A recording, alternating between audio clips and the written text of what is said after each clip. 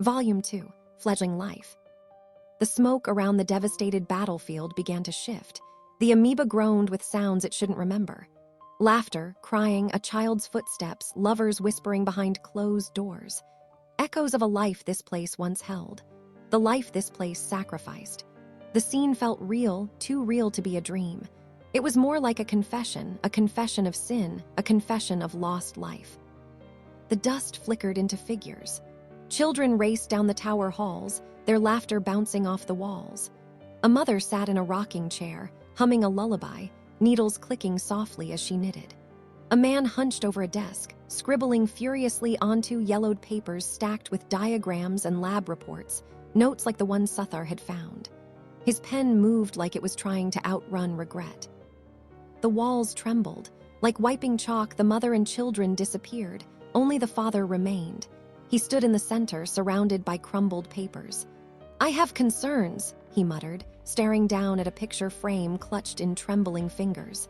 The mana stored in the Alucard armor, it could destroy everything. He spoke to nothing, just a shadow. Yet the shadow responded. They writhed across the walls like oil slicks coming to life, coalescing into two towering figures, one cloaked in crimson, the other in cobalt. Their masks were expressionless, but their voices dripped venom. "Are you suggesting the church doesn't know what it's doing?" The red one responded.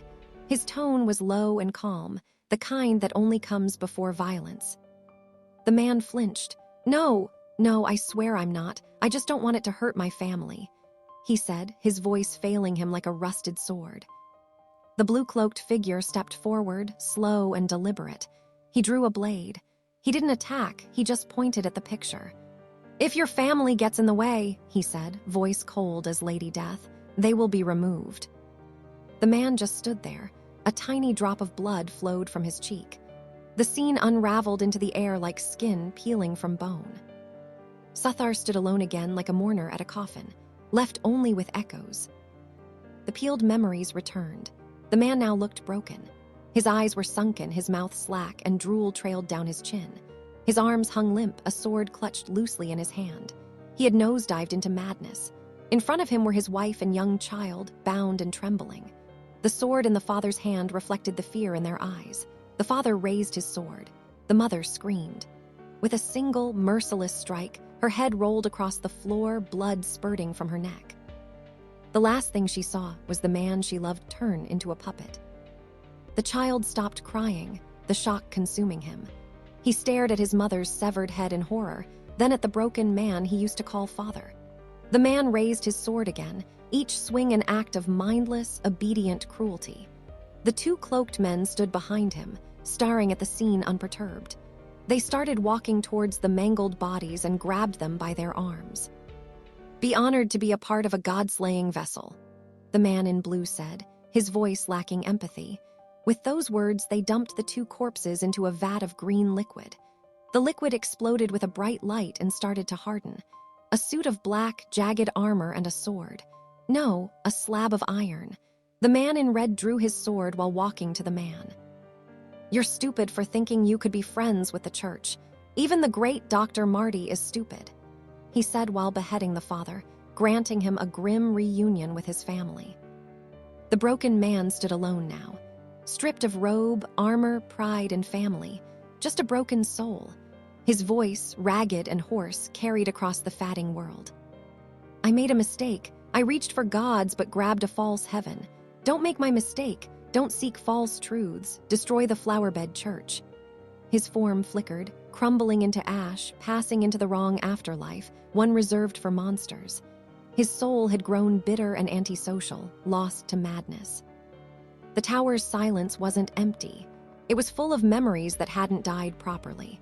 Suthar staggered through the doorframe, and the air hit him like a scream in slow motion. The scent of iron still clung to his face. Blood, some his, some not.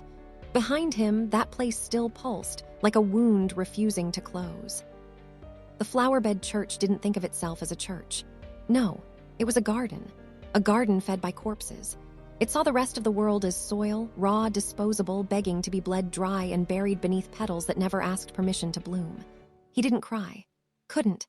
The child's scream still echoed in his ears. The mother's severed head spun again and again through his thoughts, like a cursed coin flipping endlessly midair. Each step out of the tower felt like gravity was doubling. Like the earth itself wanted to keep him there, make him part of the garden. Mist rolled in, thick, chalky, and unnatural. The kind that didn't just hide the world, it erased it. Behind him, the tower stood still, now a graveyard without a name. A home that had become its own mausoleum. He looked back once, no words, just breathe, trembling fingers, a silent promise. I won't make your mistakes. The church fed on your blood, I'll feed it its own roots.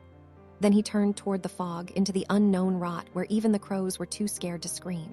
Hours passed. Or maybe days. Time was as sick as the land. Paths faded beneath his feet. The ground itself seemed unsure if it wanted to be real anymore.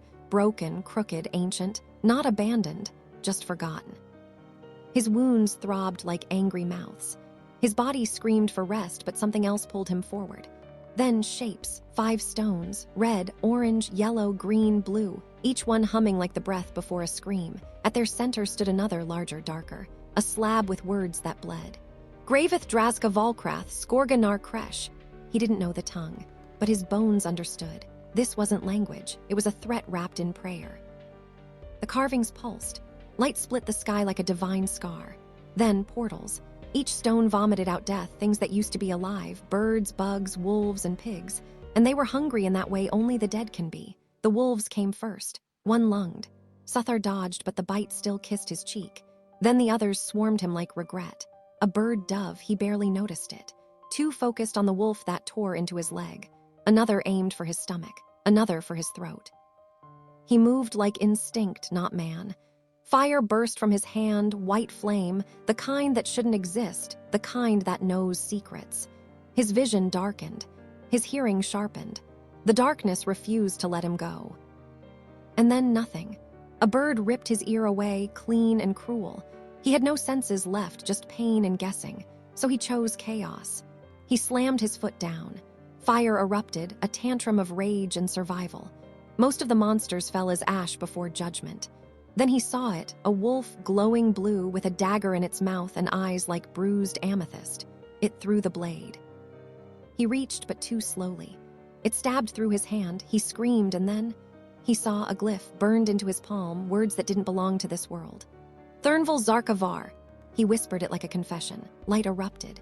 His body ignited, not with fire, but with purpose. Gold aura, purple eyes, snow-white hair. His blood turned black again, dripping like soul tar. The battlefield responded. Blue flame carved the sky. Creatures fell. The rest retreated. A new dagger appeared in his hand. White, cold, perfect. He didn't feel like Suthar anymore, not really. He felt like something else, something that had crawled back from a place even gods don't name. The wolves returned. One jumped, he caught it midair and ripped its jaw apart until it cracked like old wood. Its scream didn't stop when it died. He dropped the corpse like trash, then vanished, reappeared behind the swarm. Cut them down with surgical hate. When it ended, nothing moved, just corpses, just silence. The center stone rose as if finally impressed. A chest appeared. Its hinges screamed like it didn't want to be touched. Inside, an egg, veined with gold and tar, breathing, dying, living, both. Something inside it pulsed, something that should never have been born.